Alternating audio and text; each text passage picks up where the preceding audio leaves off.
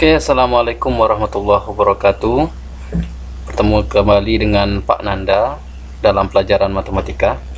Oke, yang pertama kita berdoa agar kita diberi kesehatan dan kelancaran dalam mengikuti pembelajaran. Oke, materi hari ini itu adalah tentang KPK dan EPB untuk kelas 7 semester 1. Nah, submaterinya adalah menentukan KPK dan EPB dengan faktorisasi prima. Nah, untuk menentukan KPK dan EPB dengan menggunakan faktorisasi prima, kita terlebih dahulu harus tahu apa itu bilangan prima. Nah, bilangan prima itu adalah bilangan yang hanya habis dibagi dirinya sendiri dan 1. Jadi, bilangannya yaitu 2, 3, 5, 7, 11, 13, 17, 19, 23, dan 29. Nah, ingat, bilangan prima adalah bilangan yang hanya habis dibagi dirinya sendiri dan angka 1. Di antara angka 3 dan angka 5 ini terdapat angka 4. Kenapa angka 4 tidak termasuk dengan bilangan prima? Ingat, bilangan prima itu hanya habis dibagi dirinya sendiri dan 1. 4 habis dibagi 2. Makanya 4 tidak termasuk bilangan prima. Kemudian 5 ke 7 itu ada angka 6. 6 habis bagi 2 dan angka 3. Makanya 6 tidak termasuk bilangan prima. Kalau 7 sampai 11 itu ada 8, 9, 10. 8 bisa dibagi 4 dan bisa dibagi 2. Kalau 9 bisa dibagi 3, kalau 10 bisa bagi 2, bagi 5. Begitu seterusnya. Kenapa bilangan-bilangan yang barusan saya sebut tadi itu tidak termasuk bilangan prima karena ada bilangan pembaginya. Ya. Selanjutnya, agar lebih memperjelas tentang faktorisasi prima, kita masuk kepada contoh soal. Nah, contoh soalnya adalah tentukan KPK dan EPB dari 90 dan 168. Nah, untuk menentukan KPK dan EPB dari 90 dan 168, pertama, kita harus cari masing-masing faktorisasi prima dari 90 dan 168.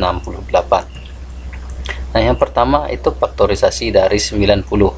Ingat, bilangan yang kita gunakan adalah bilangan prima untuk pembaginya, yaitu 2, 3, 5, 7, 11, dan seterusnya.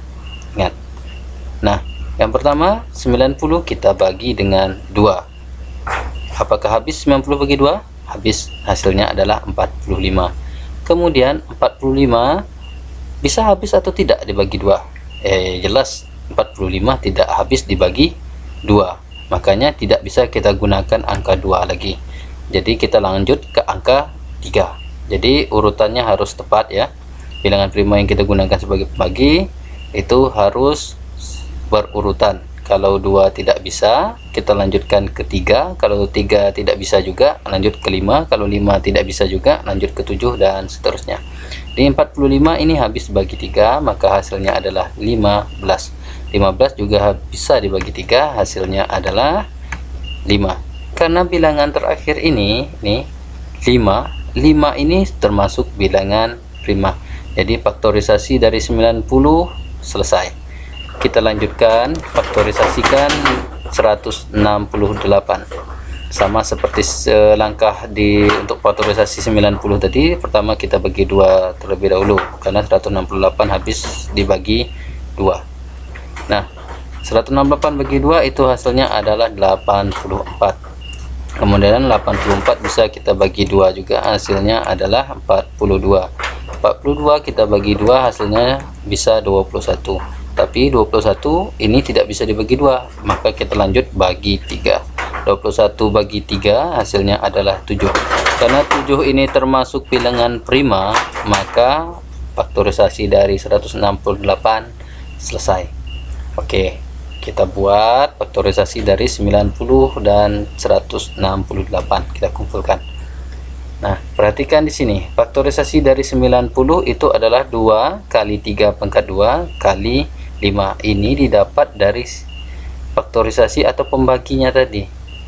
Nah, pertama ada angka 2, maka kita letakkan 2 di sini. Kemudian ada 3. 3-nya ada 2 kali. makanya 3 pangkat 2 kali dengan 5, maka faktorisasinya adalah 2 kali 3 pangkat 2 kali 5. Kemudian kita susun faktorisasi dari 168. 168 faktorisasinya adalah 2 pangkat 3 kali 3 kali 7. Ini didapat dari bilangan bagi yang 168 tadi.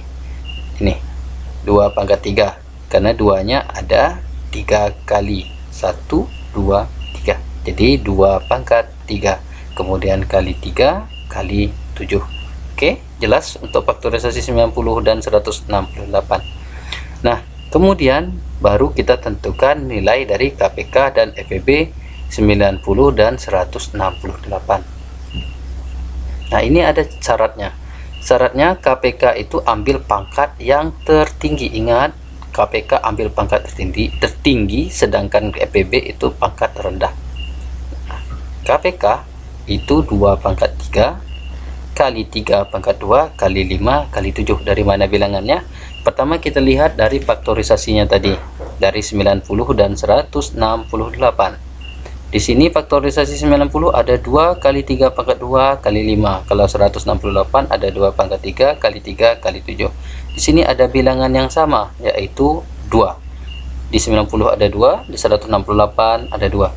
Tapi pangkat yang tertinggi yaitu pada 168, yaitu punya pangkat 3. Maka kita ambil 2 pangkat 3. Ingat, KPK adalah pangkat yang tertinggi. Kemudian kita lanjutkan angka selanjutnya, itu di 90 juga ada angka 3, tapi di 168 juga ada angka 3. Tapi di sini pangkatnya berbeda, yang paling tinggi adalah 3 pangkat 2. Makanya ditulis 3 pangkat 2, kita ambil 3 pangkat 2. Kemudian ada angka 5, kemudian ada angka 7. Setelah itu kita kalikan 2 pangkat 3, itu artinya 2 kali 2 kali 2. Kalau 3 pangkat 2 artinya 3 kali 3. Baru kali 5 kali 7, hasilnya adalah 2520. Setelah kita tentukan KPK, kita lanjut ke menentukan FEB. Untuk FEB kita ambil pangkat terendah, tapi syaratnya angkanya harus ada di faktorisasi dari 90 dan faktorisasi dari 168. Angka yang sama itu yaitu angka 2 dan angka 3. Sedangkan angka 5 itu tidak ada di faktorisasi 168. Begitu juga angka 7 tidak ada di faktorisasi yang 90. Maka kita ambil pangkat rendah dari 2 di 90 dan 2 pangkat 3 dari 168. Yang mana terendah yaitu tinggallah 2. Kita ambil 2 yang di 90. Kemudian 3 pangkat 2 dengan 3, kita ambil 3. Baru kita kalikan. Untuk 7 dengan 5, ini tidak ada pasangannya. Berarti tinggallah 2 kali 3 sama dengan 6. Jadi KPK-nya itu 2520, sedangkan FEB-nya adalah 6. Oke, saya rasa sudah jelas. Oke, untuk menambah pemahaman kalian tentang menentukan KPK dan FEB menggunakan faktorisasi prima, ini sudah saya sediakan soal latihan, ada 4 soal. Silakan kalian gunakan atau kalian cari penyelesaiannya dari keempat soal tersebut. Buat di buku, dibuat di kertas lembar boleh ya. Nanti kita uji apakah benar atau salah jawabannya. Oke, selamat mengerjakan. Assalamualaikum warahmatullahi wabarakatuh.